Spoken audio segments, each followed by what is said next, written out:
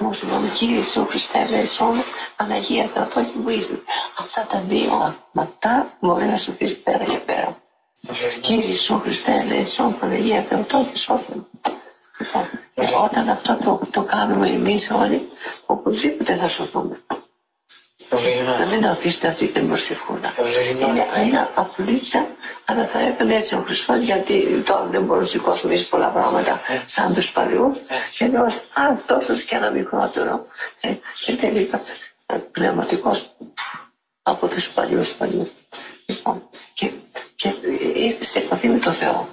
Και του λέει, συγχώρεσα με, μεγαλειότατε Θεότε, σε παρακαλώ.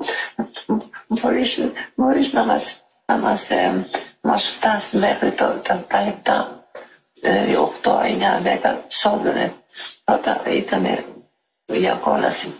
Λοιπόν, και έκανε αυτό. Μπορώ να σωθούμε.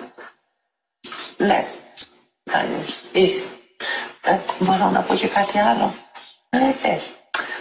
Μπορείς να το κάνεις 5. Το 5, το 4, το 4 στο 3, ούτε στο 3 δεν απάντησε εκεί ο Χριστός. Τον άφησε εκεί. Και κατέβηκε τόσο στο 3. Στο 3.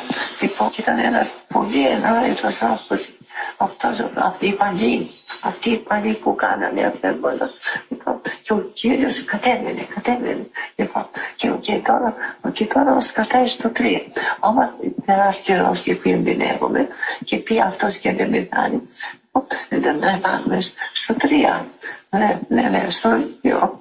Και να μας πάει όλα μέσα. Τώρα καταλήξαμε σε αυτή την προσευχούλα που σας είπα τώρα. Αυτό δεν έχουμε άλλα και μεγαλύτερα να προσφέρουμε. Δεν έχετε τίποτα πάνω σας.